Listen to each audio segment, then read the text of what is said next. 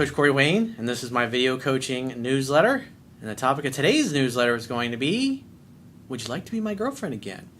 Well, I've got an email here from a guy who was dating his ex-girlfriend for about 2 years. They have a 1-year-old son together.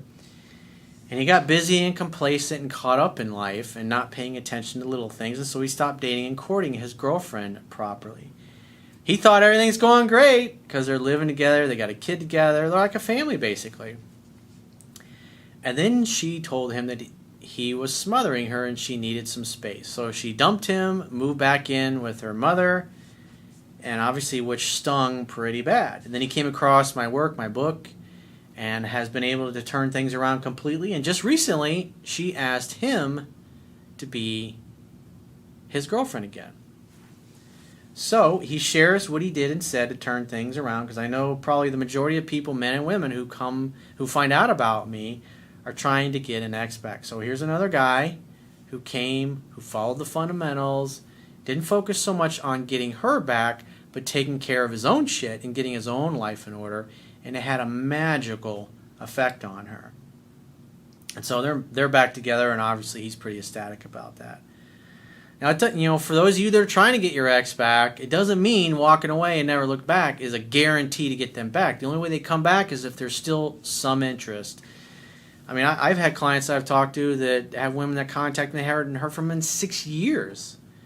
So you never know what's going to happen. And it's just, I mean, it's really an amazing thing how powerful it is. That's what's going to give you the best possible chance to get the ex back, is to walk away and never fucking look back. That means you'll never talk to them ever again. That means no birthdays. I mean, obviously in this case he's got a kid with this woman, so he wasn't able to do that completely. But what he did do was his interactions with his girlfriend were all arranged ahead of time, strictly to deal with exchanging their son. But there's no hanging out, because she even friend zoned him at first, and he agreed to this. But after he found out about my work, he says, nah, this friendship shit just ain't going to work for me. So I have a quote that I wrote, and then we're going to go through his email and see what he did and how he successfully employed what he learned in my book so he could get his girlfriend back. So the quote says, women love men who have ambition and goals in life. Why? Masculine energy is all about purpose, drive, mission, succeeding, accomplishing, breaking through barriers, overcoming challenges, etc. Men who have ambition and are trying to achieve goals embody what masculine energy is all about and exude sex appeal. Women are naturally and innately aroused by men who behave this way and are turned off by men who don't. It is essential for men to always be focused on their passions, purpose, and mission in life, and to always date and court their wives or girlfriends properly in order to maintain sexual attraction and polarity. And what you're going to see is this guy he stopped dating and courting his girlfriend properly, and he really wasn't focused on his mission and his purpose in life. He was just basically getting up, going to work, earning a paycheck, and coming home and being a provider, instead of being the fun guy that she fell in love with. So he says, hey coach, my name is Bob. Not really, but I always use Bob. He says, my name's Bob. I'm a huge fan from across the pond. This is a bit longer than you typically like, and I just wanted to tell you how you have saved my relationship and helped me to improve myself as a man and a lover. I was with my ex-girl, Samantha, for 2 years. We lived together and have a 1-year-old boy. Everything was going great, or so I thought. Around 7 months ago, I was working long hours to try to provide for my family. I mean, most guys tend to do that. I mean, I talk to so many guys that have been together with their wives 5, 10, 15, 20 years. They get caught up, and they've, in essence, become a money mule. They're just like, you go to work, and you come home, and you bring the paycheck, and then it's like, hey, let's get some pizza and beer and hang out and watch TV all weekend. It's the same shit week in and week out. And they figure, hey, we're living together. We don't need to go out. He says, but I never really took the time to make Samantha feel special. I got home from work and just wanted to watch TV, play with my boy, and sleep. We stopped doing date nights. We're really not talking, and the only time I got my wiener wet was in the shower. Oh. One day out of the blue, she said she wasn't sure of her feelings, When a woman tells you, I'm not sure of my feelings, what she's really saying is, I'm actually pretty sure of my feelings. My feelings are that I'm sure I don't want to be with you anymore. But they want to soften the blow. They don't want to hurt your fragile ego. And so they just go, I'm confused. I'm not sure of my feelings. I need space. They're breaking up with you is what they're doing. But they're trying to make it sound in a way like, oh, it's not okay. Yeah, it's just a little break. All right, no problem. It's understandable. Makes total sense. And I wanted to go back to her, and she wanted to go back to her mother's for a few weeks to have some space. I turned typical beta male, called and texted her all the time, and would stay too long when I came to collect my son. I would always ask to try again. It was just pathetic and needy. Eventually, she told me that I was suffocating her, and she would always love me, but that we were better off as friends. I agreed. A lot of guys do like that. Okay, yeah, friendship sounds reasonable. Sure, yeah. You know, we can get back to having sex and romance later on down the line, but friendship just sounds fucking swell right now. I came across your YouTube channel and I bought your book. I'm on the 9th reread of it, and it blew my mind. I practiced what you taught, and I focused on what I really wanted in life, my career, and the type of love life that I wanted. I changed my dead-end job, I became a fireman, and joined a gym to get in shape. I started to get lots of female attention and had a few dates. I told Samantha that I was only interested in a romantic relationship and friendship just wasn't for me, and we ceased contact except for seeing my son. I get asked that question a lot. Guys that have kids with a woman who's dumped them, it's like, what do? I see her all the time. Get all of your arrangements handled ahead of time. So there's absolutely no reason for you to reach out to her or her to reach out to you because everything's handled. You just show up, you exchange the children. Hey, have a great day, see you later. You can bust her balls a little bit, tease her, but move on. Be dating other women. Move on your life as if it's over and you're never going to get back together again. 2 months later, I went to pick up my son when Samantha said how good I was looking and how happy I seemed to be. Let me read that again. Samantha said how good I was looking and how happy I seemed to be. He's just giving off, obviously physically his body's changing, but also he's giving off a different vibe. He's happy, he's smiling more. He's got his ambition, he's got his goals, he knows what he wants in his life. He's embodying what masculine energy is all about, which creates sexual attraction and sexual polarity. So it naturally, because you already had been naturally attracted to him. I mean, obviously they got together and had a kid at one point in their lives. He says, I told her I was back to my old self, and she then asked me out on a date to see if there was still anything there. I said, Saturday 8 p.m.? She said, sounds great. We went to dinner to her favorite restaurant the following day, and the flirting and banter was in abundance. Hang out, have fun, and hook up. I say it all the time. Those are the basic fundamentals. Your job as a man is to create an opportunity for sex to happen. That's what a fucking date is. Now, depending on your spiritual or your religious beliefs, maybe you don't have sex until marriage or until you're whatever. But the bottom line is two people are sexually attracted. They go out on a date because at some point, whether that evening or whenever, 2 years later, they're going to have sex. That's the whole reason you're getting together. You're not getting together to hang out and potentially become future roommates. You're there because you're considering becoming lovers. We're all adults here. We were just having a good time together. Later that night, I drove her home, kissed her in my car, and she invited me in for a coffee and session of the indoor Olympics. Hang out, have fun, hook up.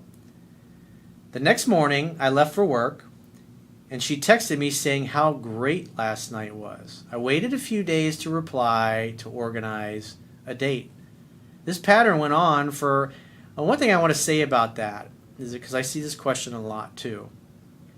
And that is when a woman texts you an hour or two after your date or you dropped her off and says, hey, I had a great time. You just a simple response of, hey, I had a great time too. Look forward to seeing you again in the future. You're not going to ask her out for the next date on that evening. But if she texts you a day or two after your date, then it's okay to ask her out for the next evening. It's just more effective that way. And when you've done this thousands and thousands of times, and you've taught it to tens of thousands of people all over the world, I mean, the numbers don't lie. That's the most effective way. So anybody that's watching this video, that's what you're getting. Not only are you getting all my own personal life experience, but it's all the tens of thousands of people that I've coached and helped over the last 10 or so years in my coaching practice. It's like you see the same patterns over and over. And I coach men and women all over the world in every fucking country. And it doesn't matter where you're from, shit works. Just the way it is. This pattern went on for around a month, and I was only using the phone for setting dates. It was a struggle, but I trusted your work based upon my previous success following it. So notice what he says here. He's read the book several times, he's gotten to know the fundamentals, and he's seen some success. And so he wasn't focused on getting his girlfriend back, he was focused on becoming awesome. Becoming a great dater, becoming great at picking up women, becoming great at seducing women, becoming great at communicating with them and understanding them and giving them a great experience with them. And so he's seen these experiences, especially if you're somebody that's trying to get an ex back. It doesn't serve you to focus on what was. What serves you is to get better. And that's what he did. He focused on getting better. There was a chance that he'd get her back, and there was a chance they would never get back together. But at the bottom line, he focused on his goal, which was having a great person to have a good love life with. And at that point, when they broke up, she wasn't a candidate anymore. She took herself out of the game. But again, he focused on taking care of himself in his own business and applying the things in my book. He saw that they worked, so that built his confidence. So the confidence that he built with other women by using the things that I taught down the road came in handy 2 months later when she asked him out. Just think about it. Do you think you're going to be much more confident if you've been on 5 or 6 dates and maybe hooked up with a few of those women versus having no dates and then the ex reaches out to you or asks you out on a date? On one particular date, she asked me if I was dating other girls because I always seemed busy. Remember, it's a scientific fact that women are more attracted to men whose feelings are unclear. He's just hanging out, having fun, and hooking up. He's different. He's interacting with her completely different. He's totally mysterious. I grinned and said, jealous? She said, yes. I want you to only wine and dine me. Huh. Isn't that interesting? So we're talking maybe 5, maybe 6 weeks before she brings up the exclusivity. Now, notice how she brought it up. She's inquiring about other women, and that's why it's, what do you mean? Why do you ask? But he does it in a playful way. He says, jealous? And she says, yes. In other words, it bothers me that you are potentially dating other women, and I may lose you to another woman. She says, I want you to only wine and dine me. So I've discussed a few ways in my book that women that I've had relationships with in the past ask me to be exclusive. And you know what? Every single one of them is a little different in how they bring it up. But when you understand the principles in the book, then you know how to handle it. You know why she's mentioning it. And by being a detective and asking questions instead of making assumptions, she comes right out and says, which I've never seen this one before, yes, I want you to only wine and dine me. And he replied, you want to be my girlfriend again? She kissed me and nodded her head. Pretty easy. She's trying to convince you of why you should be exclusive instead of you trying to talk her into it. Just another example of why this is the woman's feminine energy about bonding, connecting, opening up to receive love. It's about relationships, about dating, it's about commitments. That's why you leave it to the woman to bring up. Because remember, he wanted to be in a relationship and he wanted to have a commitment. And she was like, nah, I'm moving to my mother. Talk to the hand because face ain't listening. Let's only be friends. You don't turn me on anymore. Since then, we are practically living together, having a date night at least once a week. You should always do that. The courtship never fucking ends. At least one date night per week. She is wearing her engagement ring again, and our sex life is amazing. Remember, this is the same dude who was saying the only time his dick got wet was when he was in the shower. I have an amazing sex life. And she's probably wearing her engagement ring. And she asked him to be exclusive again. And she's practically living with him again. All her idea. He let her do the pursuing, and when he heard from her, he made dates. The other night, she told me that she didn't understand why she couldn't keep her hands off me at the moment. Something to think about. I know why. Because I'm an alpha, baby. Yes, you are, dude. And it's your fucking birthright to be that. I still go to the gym, continue to be a great father, and I'm progressing in the fire service. I know this is a bit longer email than you prefer, but I just had to share my story to show any guys who are in the struggle like me that if you stop being skeptical and genuinely put this stuff into practice, you get results. Thanks, Coach. You're the best. Well, thank you. I appreciate it. Thanks for the great success story. Because not only are you changing your life, you're going to change the lives of all the buddies you're going to have at the fire station. You're changing her life. Just think your son's going to grow up and know how to be a man and never struggle, never have this kind of shit happen to him that happened to you and his mother. Think about how much better world that would be. The more people that live like this. It's wonderful. So if you'd like to get my help personally, the quickest way is to book a paid phone, Skype, or email coaching session. You can choose any of those options by going to my website, clicking the products tab at the top of your screen, and just follow the instructions for booking whichever option works best for you. And I will talk to you soon.